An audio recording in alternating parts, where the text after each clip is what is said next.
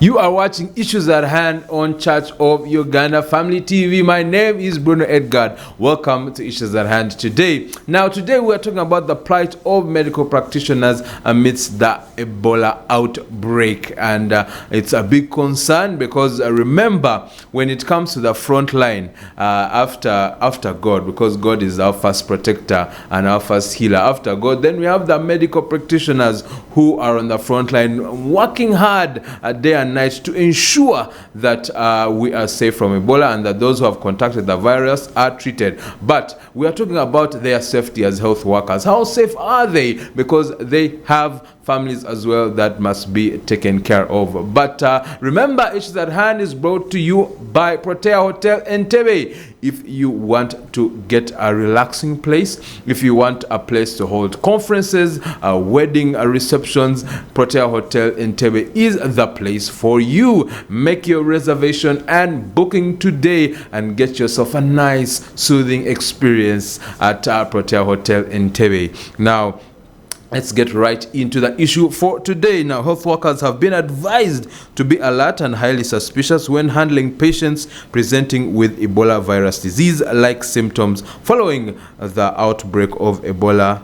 That's the Sudan strain in the country. Now, Dr. Samuel Oledo, the president of Uganda Medical Association, said yesterday that health workers should take necessary precautionary measures to prevent infection of themselves and their families. Now, he disclosed that they are due to sensitize all health workers in Mubende, the district of the outbreak, on the standard operating procedures in handling Ebola cases that the Ministry of Health released. This is what he had to say. We are at the disaster management protocol stage, and we are ensuring the working environment is free from the virus. Case tracing and surveillance of all contacts are ongoing, and we advise health workers to handle every suspected case with high suspicion until proved otherwise. Now, there are isolation centers for medics in place, and those who handled the index Ebola case have been quarantined to stem possible transmissions. Now, he also added that health workers have been cautioned to minimize travel to and within Mubende. Now, the president of the association that brings together all doctors in the country raised concern that the outbreak of the viral disease may find health workers who have not been paid their August salary demoralized, thereby undermining response efforts. Now, scientists across the country erupted in wild celebrations after the government made good on its promise to enhance their remuneration, resulting in some salaries being doubled effective the 1st of July. But the happiness turned short-lived after failure to remit pay for August. Now, the government has explained that it currently does not have the money to clear the fatter salaries, but will do so in the future. And Dr.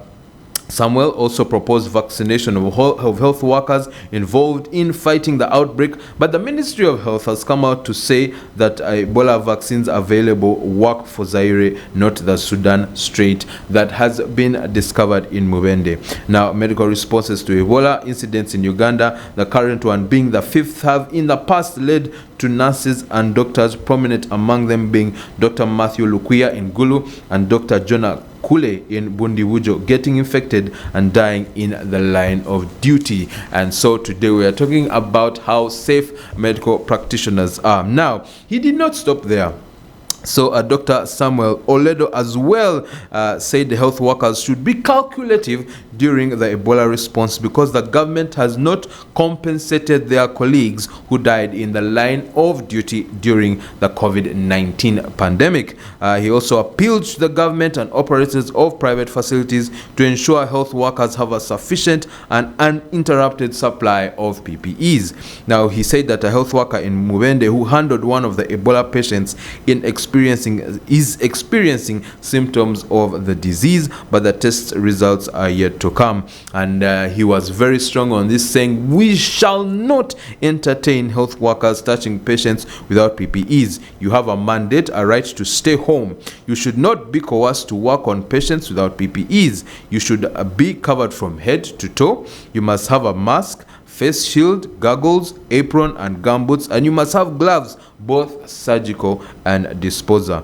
Ebola is not a joke. Now, the shortage of PPEs was one of the major issues during COVID-19, a problem which contributed to the infection and death of health workers. So it's very, very important that health workers are protected, because the COVID, there are a lot of doctors, 62 in number, medical workers actually, and medical practitioners who succumbed to COVID-19, and many people in the health workers space say this was due to lack of effective protection and lack of equipment like PPEs. So Daphne, the question today on Issues at Hand is how safe are our doctors when it comes, and health, not just doctors but health workers, when it comes to the fight against Ebola? Well, one thing I can say when it comes to health workers, I think, when you have a hospital setting, we have even non-health worker staff, those that are not touching the patients, but they are cleaning the beds, they are cleaning the floors. I think all these are under risk, or not only to them being infected, but them also transmitting the disease, because if it's only the workers, the health workers that are going to be geared up, then what about them who are going to be in touch with the patients, maybe if they use the washrooms or if they go to clean their rooms? So I think we should look at the whole setting, the whole hospital setting, everybody that is there as staff, for starters. And yes, recently we were here talking about the people who are refusing to join the fight because of what happened prior, when they were promised, to be paid an extra pay during the COVID-19 pandemic, and it did not come through. But also we see a problem of compensation of those that died in duty. So I think also this is going to come from government making good. Number one, making good on the past promises that did not come through. So people know that when it's saying that we are going to enhance, we are going to pay you fatly if you take part in this, that it shall really come through. So you remember when we're talking about Matia Kasaija asking for a supplementary budget in order to meet all the shortfalls in payments, and then also for that which has been raised by the government workers, the different ministries that are crying out that promises have not been fulfilled when it comes to salaries. So I think when that comes through, maybe we shall have more health workers coming on board. Definitely. And of course the track record is not so good, because health workers are heroes. Yes. We saw how the health workers did an exceptional job when it came to the COVID-19 pandemic, but there consists a problem, because these health workers, whilst they did an amazing job during COVID-19, and they were promised compensation, especially for the families that lost loved ones, the health workers who passed away while they were fighting against the pandemic, they have not been compensated up to now, and government says they will be compensated, but they have not given a timeline. So that's why they are demoralized, because we see that one, they learned that from the COVID-19 pandemic, government makes promises that they don't keep, and yet they are putting their lives on the line. Now, when it comes to life comes first. Life is very important. That's why we are saying, the health workers are part of the fight. They're on the front line of this fight against Ebola virus, but we're also thinking about their protection, and not just their protection, but the protection of the country at large, because if a health worker, and that's why Dr. Samuel said that health workers should limit their movement when it comes to traveling to and from Mubende, because if a health worker goes in the front line and then they don't have protective equipment, and they contract the virus, then when they return thinking they are safe because they're health workers, they will spread it to other areas. So it's of utmost importance that we ensure that health workers are safe, because the patients need them and the community needs them. So I don't know how the government will restore faith, because trust is a very slippery venture. Once broken, it's hard to recover. And so that's why a lot of people were not happy to hear the Uganda Medical Association, the full president, say this, but when he said that they should stay home if they don't have PPEs. But what do you expect them to do? You just want them to go without PPEs and get the virus and get and lose their lives, and then a lot of families and communities get affected. So that is very key, that government this time ensures there are enough PPEs, enough equipment, so that our medical practitioners are safe as they are saving lives. And if that does not happen, then health workers are going to be demoralized, and they will not be effective in their duties, and this Ebola outbreak will become even worse. No, I think it's very, very important that everything else be put on stall right now, because this is number one priority on the list. PPEs are very, very important, like I was saying. Depending even on the size of the facility. You remember during COVID-19, we had even the smaller clinics coming up, as long as they were well equipped, so that we don't have overcrowding in these hospitals. Like we're saying the other day, that this is the time where we should be supplying every hospital, every clinic in the area, to see that they have what they need, they have that protective gear. Very, very important. And when we talk about them not moving, I go back to what Dr. Ruth Acheng was saying the other time, that people are free to walk and go wherever they want to go. So I'm looking at, yes, the health workers, but they also have families. You understand? They have families, they have children, they have wives, which children and wives do go to workplaces, and then the children do go to school as well. So I think we haven't really looked at it on a wider angle. Because yes, the health worker will stay within the district, but he's going to the hospital and coming back home. And remember, the wife is not protected also. So you do not control how she moves. So I think this is the point whereby, if really they are seeing it's escalating, we would rather close off the area, that nobody is free to move from this side to this side. Or maybe because now the family of the doctor could be a contact in a way. They should be considered as contacts. So also their movements should be curtailed in a way, to see that we do not cap this. And yes, when you talk about him saying that they shouldn't go to work if they don't have PPEs, I would suggest they stay home also. For as long as they don't have what they need, they should. But then if they stay home, the government provides. If they stay home, what will the patients? What happens to the patients? That's why I'm saying it's priority that they be given before. You're not going to touch an Ebola patient without PPEs. You are not going to. You need to be protected before you do that, because you're not helping. It may look like you are actually looking after this person, giving medication, but you're exposing yourself to it, and then you are going to expose to another person as well. So I am suggesting that yes, if we do not have what is required, we shouldn't touch the patients, or else we're going to have a problem that is way beyond us. Yes, and the schedule becomes serious. So, in other challenges facing the medical practitioners, apart from being demoralized, and that issue of salaries. Yes. And it just doesn't affect medical practitioners, but teachers as well. But government needs to know that if the public health sector doesn't get these salaries, then there's not going to be good service delivery. Definitely. And now it's not it's one thing to go and teach a class and children get education. Our children have a right to education. Yes. But it's another thing for a health worker to stay at home and not work, and then a patient dies from Ebola. So that is exactly. So there, again, going back to your term, your word of priority, that government needs to make this a priority right now. Yes, the government never expected the Ebola outbreak.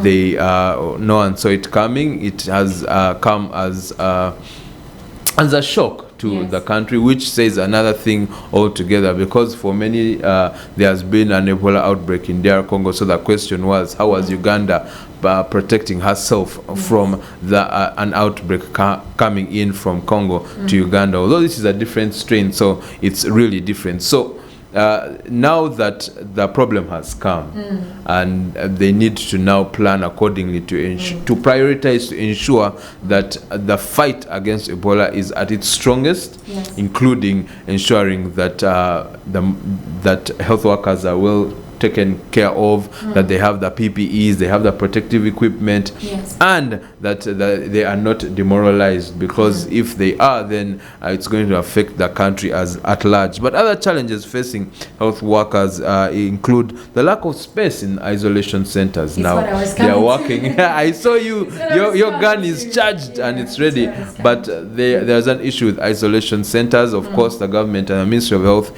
is working hard to put up isolation centers every single day. But as we talk, as we speak now, there's lack of space, which the doctors, the health workers are saying are not sufficient enough when it comes to the health workers carrying out their duties. Yes. You see, when I started out saying that we need to equip all the clinics around us, all the hospitals around us, because one thing that I've realized when it comes to fighting pandemics in Uganda, usually they look at the government hospitals, mainly those are the ones that are fully equipped, or like they run too fast to give what is required to fight the pandemic. Well, when you realize that the problem is getting out of hand, you bring everybody on board. This is when you get in touch with the clinic and other hospital, private hospital owners, and see how you can work together. Because during the pandemic, actually, we had instances where private hospitals, of which I speak from experience because we run a hospital, so they were supposed to buy their own gear. Yes, they were supposed to buy their own gear, and you find that they would look for that which is cheap and maybe not even as effective or efficient because of the resources at hand. But if you are protecting the people of Uganda, it is very, very important that you learn to liaise with people that could have the space that you need. I've spoken this and I'll say it again, that let's not wait for issues to come for us to plan for them. As the Ministry of Disaster Preparedness, we know that pandemics do come, and many of these pandemics need isolation. We should have learned from COVID-19, whereby we set up these centers, not when the issue is there, but plan ahead of time, knowing that yes, I have built a hospital, maybe right now I don't have a sick person, but in case the sick person comes, there is already a facility in place. So let us have these isolation centers put up.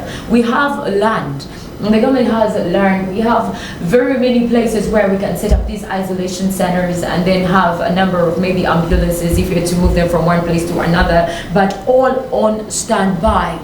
Do not wait and then run, because every time you jump after knocking yourself, you are not going to take away the pain or the effect of that heat.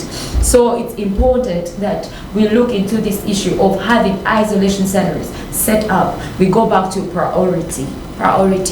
Definitely. What is government saying? So according to Dr. Henry Chobe, the Ebola incident commander at the health ministry, he said that they are doing everything possible to ensure there is enough protection for the health workers and the population to minimize spread and deaths. And this is what he had to say. We have sufficient amounts of PPE for the health workers. The World Health Organization deployed Ebola kits, but we also have leftover PPEs from the COVID-19 response that we are still using. Now, Dr. Alon Nahawi, the Uganda Medical Association Chair of Welfare, said it is a demoralizing situation for health workers, because even, remember I mentioned that there were 62 health workers that succumbed to COVID-19 during the pandemic. So she said that even the 62 health workers who died in the line of duty during the COVID-19 pandemic have not been compensated. Now, Mr. Emmanuel Ainebiona, a spokesperson of the health ministry, said the government was working on the compensation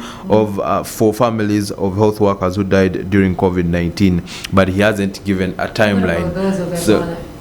There are even those who died of Ebola. Even have they been compensated? Okay, fine. COVID-19 is waving off, but how long really do people have to wait? Because, like you're saying, that people always dwell on the past. You know, precedence is very, very important in every area of a person's life. People always refer to what happened before. So I think even as we say, yes, we shall make good, I think we should not make promises we cannot fulfill from the start. Let the person come working, knowing there is not going to be a pay. But if it's said that the pay is going to be there, let it be paid. Let us learn from this, because we are losing lives simply because someone failed to keep their part of the bargain. Definitely. And the question is now, who is right? Because government is saying, look, they have the PPEs, they were left over from COVID-19 pandemic. Who is holding on to them? But when you say that, I remember the incident over the drug, it's called where they usually, the stores, the medical stores.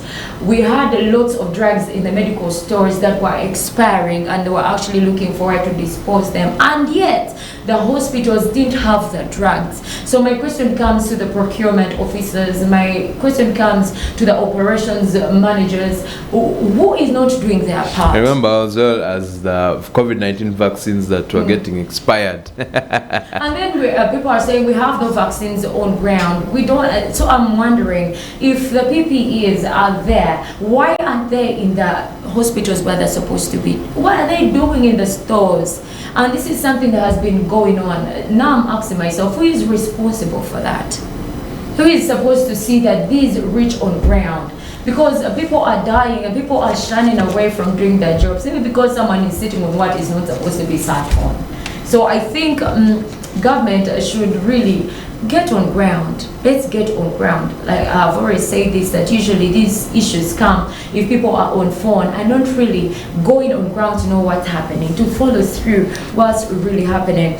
I love the other time when Dr. Ruth Ajeng went to see the officials in Mubende. Another person would be shunning away. Exactly. But that was a good statement of leadership. Really yes. And during there was a photo on the Daily Monitor of her as she was leading her prayers on the ground in Mubende, and the rest of the people were wearing masks and she was not wearing a mask. It was a real sign of leadership and strength from she's willing to die for the cause. I don't know if that's the case, but it was a good sign of leadership from her. It was really a good sign, I would say. Really good. Hopefully that leadership can drain down to implementation in terms of ensuring that the isolation centers are well spaced, there's enough space, and that they are constructed adequately, and that the PPEs are there, because some of the PPEs that are needed, we have gloves, we have masks, face shields, goggles, aprons, gumboots, and other PPEs that health workers need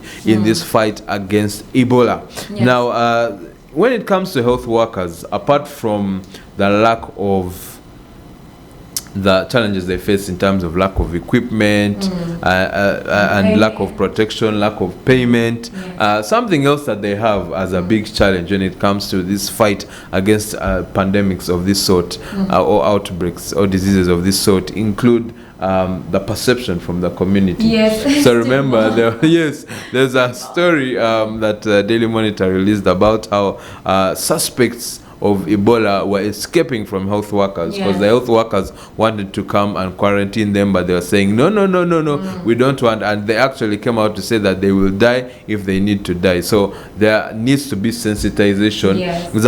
There's a lot of work needed in terms of sensitization by health workers to community members to tell them about Ebola, what Ebola is, the manifestations of Ebola, and how to prevent the spread of Ebola in the community. So it's very important that and that's why health workers shouldn't be demoralized, because if you're dealing with difficult people in the community, and this goes to us who may not be health workers, if a health worker is telling you something, it's for the good of your life, please follow the instructions, because this person just wants to save your life and the lives of many others. So they have a big role. Imagine you've not been paid your August salary, you don't have you're going to treat patients who have contracted Ebola, and you don't have a face shield, you don't have a mask, and then at the same time you've been told to go to a community to quarantine people, and people are running away from you. I mean, that can be very frustrating for a health worker. Dr. Ruth Ajeng made a statement that why people are worried usually is because what is on ground is being blown out of proportion many a time. So I am thinking even why people are running away, like those 7 people that ran out of hospital, is yes, we are sensitizing people about Ebola, but we are mainly talking about what Ebola is, what causes Ebola, how it is transmitted, but there is less given on survival. So, and the same issue happened when it came to COVID-19. Most of the people that died actually didn't die because of COVID-19. They died out of the fear of the disease. They thought it was the end of them. People gave up on life. People running away and saying, I'll die wherever I die or whenever I die, simply because they think it's the end of it. The end of it being death. So I think when it comes to sensitization, we should put emphasis on survival. People should know that this is not the end. If you get treatment of the symptoms, because yes, they say there is no cure, but they can treat what you are suffering from, and it's what causes actually the damage, because Ebola damages the organs. So if they can deal with what has been done to the organs and they're functional, then you will survive. And if people can hear that there is hope, they won't run. They will come for the help, but they're running away thinking they're going to die. So I think it's very, very important, as we sensitize, we should let people know that yes, you can get it this way, or it's caused by this, and this is how it's transmitted, this is how to prevent it. But in case you get it, you will survive. The Bible says that the spirit of a man can sustain his infirmity, but a broken spirit, who can help? Nobody can help a broken spirit. A person dies from inside out. I remember listening to a story where a person said that she was giving a testimony saying that she would always have the thought that she was sick, even if she was not, and she ended up becoming sick. Yes.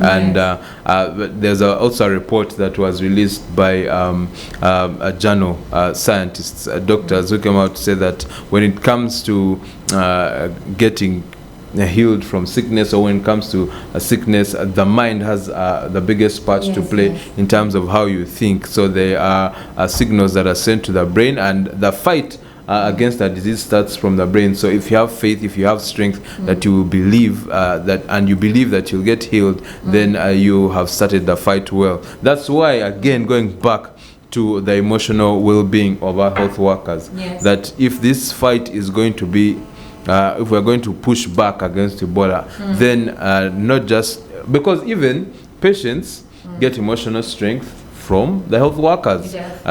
When you're at a hospital, the doctor or the nurse tells you, you're going to be fine, you're going to be okay, let's just have this treatment, you're going to be fine. But if you've been to hospitals where the nurses don't care, they just say, you get this injection, and so that demoralizes the patient as well. Exactly, your mental psyche. So that's why it's important that they are also emotionally stable, so that moving forward, the patients can get the treatment that they need. When we come to talking about the death of health workers, on the forefront, I am reminded of, I told you I speak from experience. I'm reminded of what was happening in our hospital. Like, many health workers were failing to get treatment simply because they weren't tested. So many a time you look at the patients, but then you forget the people that are working on the patients. That's why you see that at the end of the day, they succumb to the disease. So it's important that even health workers be tested in case they feel any change in their bodies or anything, also to rule out the fact that maybe I'm sick, and then they fight it and then they hide it from the rest of the people. And this I am calling to I'm calling on to the owners of the hospital to provide free testing. There was a case of a health worker who was sent home because she had COVID-19 signs, and the facility was telling her to test herself using her own money. But remember, they have a stringent kind of a source of income already. There is no money, and then you're telling them to use it was then 100 and something to test for the COVID-19. So they would rather go home and die. This is our health worker. So I think this should be an incentive in every hospital, in every health facility, that in case of anything, if there is need for testing of the workers, it should be free of charge. It is a way of protecting not only the facility, but even other people from being infected, including fellow health workers. It's and that's the cry that Dr. Samuel was saying. One, there needs to be testing, but also spoke about how there needs to be a vaccine now. Yes. Of course, I'm sure Uganda Virus Research Institute is working hard amongst many other companies in the world, like Johnson and Johnson, Yes. to ensure that this vaccine for the Sudan strain is out and works adequately. Because one of the reasons why the fight against Ebola in Congo and why the Zaire strain is not as strong is because there are vaccines. There are vaccines for that Zaire strain, and so medical practitioners are protected, and so are the people in communities. So it's very important that that happens, and I agree with you in terms of testing. Not just testing, anything that concerns health workers and patients as far as the fight against Ebola is concerned should be made simple in terms of implementation. If there are tests that are needed, those tests should be free. If there's equipment that's needed, that equipment should be adequately provided for and should also be free of charge, and people shouldn't have to pay from within gritted teeth to ensure that they are healthy. So it's very important that government works very fast and very quickly to ensure that our health practitioners are protected.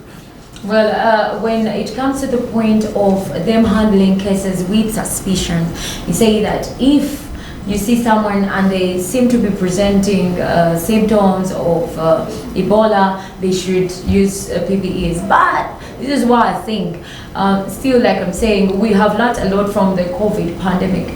But have we? Because have we? Because so I have learned a lot from if that was the case, we should have been sufficiently ready for this outbreak. What happened with that? That's why I said me as staff, and I am making my I'm making my point deriving from what I learned from the pandemic. Well, when they say that they should look at the symptoms and then handle with suspicion the person that comes for healthcare, I go back to that point, just like how they say in early stages Ebola presents symptoms of flu and maybe a cough, a common cold, just like COVID is. I saw so many people come to hospital with none of those signs. Why? Because if I have a flu, you may not know unless you see me sneeze. If I have a cold, you may not know unless you see me cough. There has to be a trigger for me to cough, definitely. So if you wait for me to present that and then you are, oh my God, then you get ready, that means many are going to die. Because so many came that way and even went to the advanced stage without going through the first stage. And many died because people never knew. They did not present those first symptoms, or they were not consistent because it was still at an early age. So this is my suggestion, like we did with COVID-19 from the start. Every health facility should have a hand washing point, should have sanitization at every point. Why? Because you will not know the place the person is in, at what stage they are in of Ebola, and so you might find yourself exposed, and yet the person did not present the symptoms you thought they would have to present. So what am I saying? Health workers should be suspicious of every person that sets their foot in the hospital. Every cough, every sneeze should be held with suspicion. As long as they have come, treat them as a possible case. Treat them as a possible contact. Definitely. The conversation continues here on Issues at Hand about how our medical practitioners are safe. Are they safe as they go to the front line of this battle against Ebola virus disease? I have a lovely guest today called Daphne Karunji, who is very serious about, she's not mincing her words when it comes to the protection of health workers in Uganda, especially those who are in the front line of the fight against Ebola virus disease. Now, of course, Issues at Hand is brought to you by Protea Hotel Entebbe.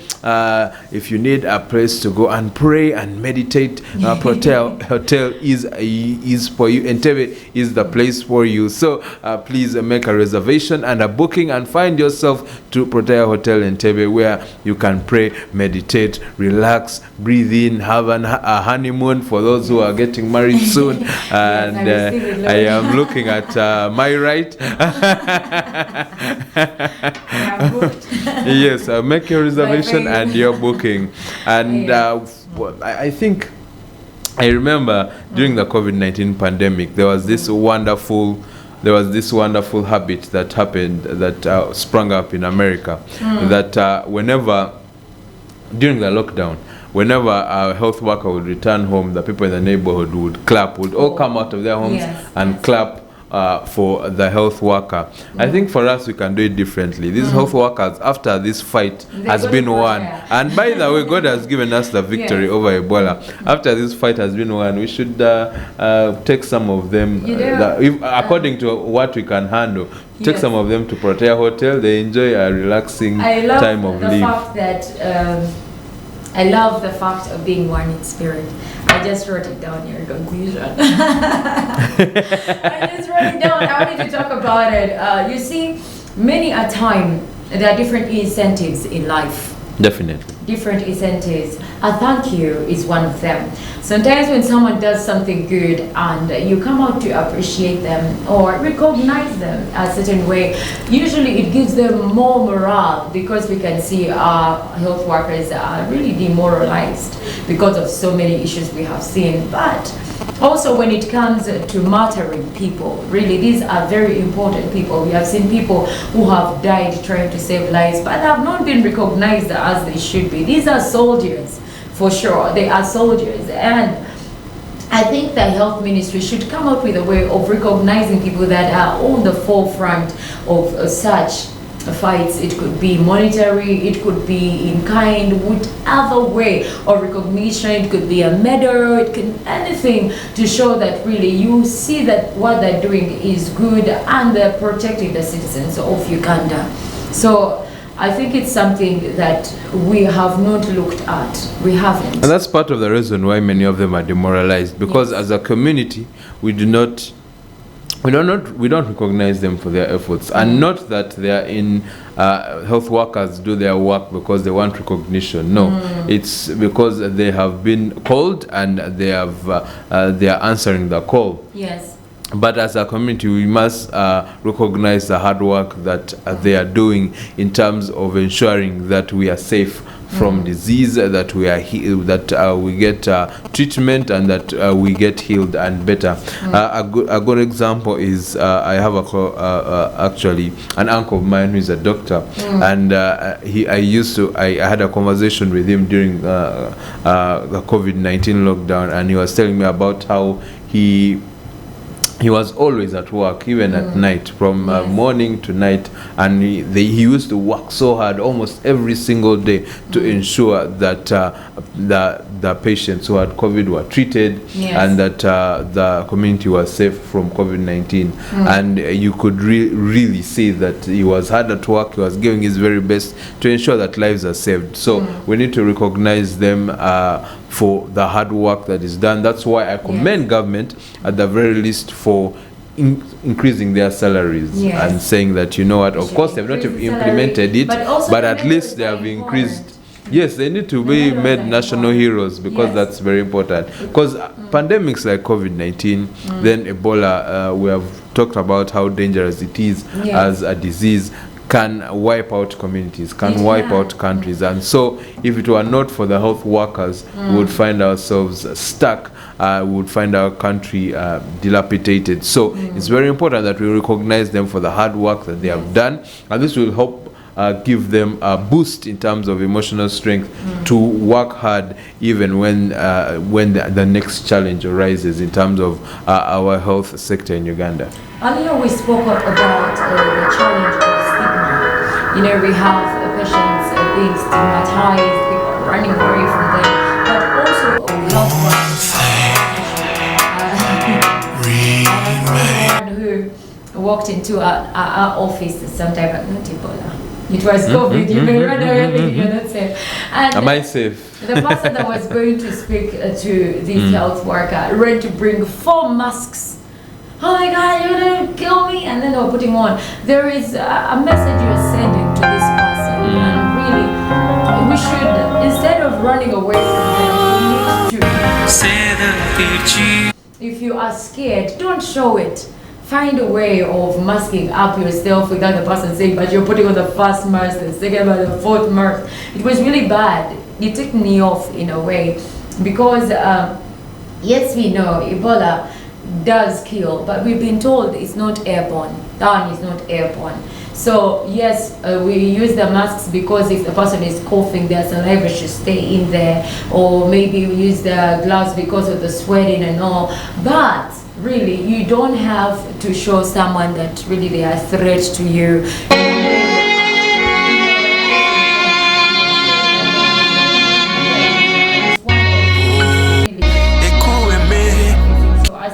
We need to embrace ourselves with this knowledge. We know how far we can go. You put a distance, don't touch, but do not really make them feel so bad about what they're doing. Definitely. But now I have an interesting idea. Yes. Now everything depends on how it's implemented.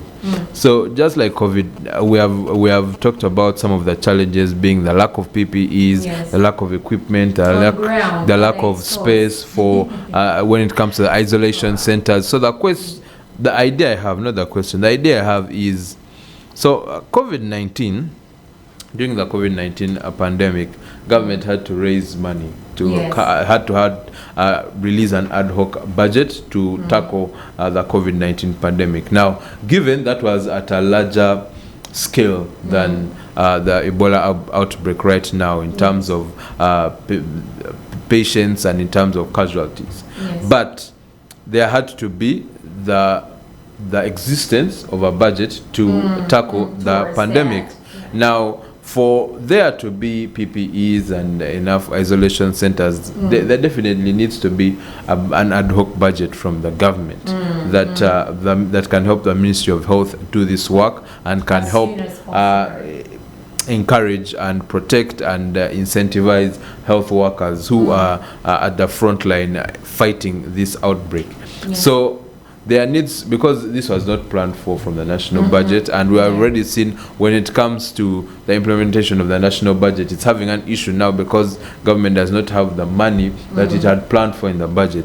So definitely, government, I know they are working hard on getting funds from other donors. So there needs to be a budget to fight this outbreak before it gets worse. However, of course, with that idea of the budget comes the implementation of the raising is not an issue. Raising they can, but the implementation and how the funds for that budget are used. Because we are this week we spoke about. It was yesterday where we spoke about a report that's saying that there was some embezzlement from the COVID-19 fund, the fund which was used for curtailing the COVID-19 outbreak. So there needs to be a budget, definitely, because we need enough PPEs, we need equipment, and for the vaccine as well, so that there is funding for that. But if that budget is going to come up and exist, we have to ensure that that budget is used adequately and it's not misappropriated, because lives are at stake. Well, when you talk about that, it reminds me of a report that we got that about 2 billion was refunded from the office of the Prime Minister that was misused during the COVID-19. So I believe that is good news that actually we have money in our hands right now that could easily be channeled to this fight. If this money has been refunded, remember, we're no longer fighting COVID-19 right now. So I don't think government will come out to say, now we don't have money for this, so let us use that. If there was a balance, we should use that balance from the COVID-19 pandemic. I believe. But the question is whether that balance is there. But it was refunded. It was refunded. We saw Mr. Betty come here the other day. It was refunded. Okay. So at least you have 2 billion to start with. Yes, 2 B. Moreover, 2 billion. That's a good start. So if we have this money in our coffers, I think this is time for us to see what is lacking working. And if Dr. Chobe is saying that we have the PPEs, then we should also get them out of stores. I think it is time for us to hold some people accountable. If really these things are there not getting on ground, people should be held accountable. People are losing lives. We cannot do things the other way around. So let us set strategies, seasons through, and ensure that they're implemented, and also check them. All stakeholders and relevant authorities, this is our cry to you, to all of us actually, not just to you, but all of us, to ensure that whatever we are doing, we support health workers who are at the front line of this fight against Ebola. Now, the greatest stakeholder in this fight, by the way, is our Father God and our Lord Jesus Christ. So I want us to pray for our for the health workers who are on ground, especially in Mubende, ensuring that they treat patients and they test patients. And then I also want us to pray for those patients as well who have contracted the disease, that God may heal them and protect them and may give them life in abundance. Father, we thank you for this wonderful day. We thank you for our country. We thank you, Lord, that your word says by your stripes we are healed. Right now we send your power, your healing power, to every patient that has Ebola, those in Mubende and those from without Mubende. Father, may your blood cover the area of Mubende, the district of Mubende, and all surrounding areas. May your blood cover this country. Father, we pray for our health workers, oh Father, that you will guide them, that you will provide for them, that you will give them everything they need as they carry out your work, your ministry of bringing treatment to those that need it, in the mighty name of Jesus. Thank you for supplication. Thank you for provision to the Ministry of Health. Thank you for wisdom and provision to all of us, oh Father, that we will have the grace and the wisdom to support health workers as they lead this fight against the enemy that is Ebola. So thank you, Lord. We thank you because we are going to tell testimonies of how Uganda once again overcame Ebola. In Jesus' mighty name we have prayed and believed. Amen. Amen. Amen. Thank you so much for joining us on Issues at Hand today. God richly bless you. See you tomorrow.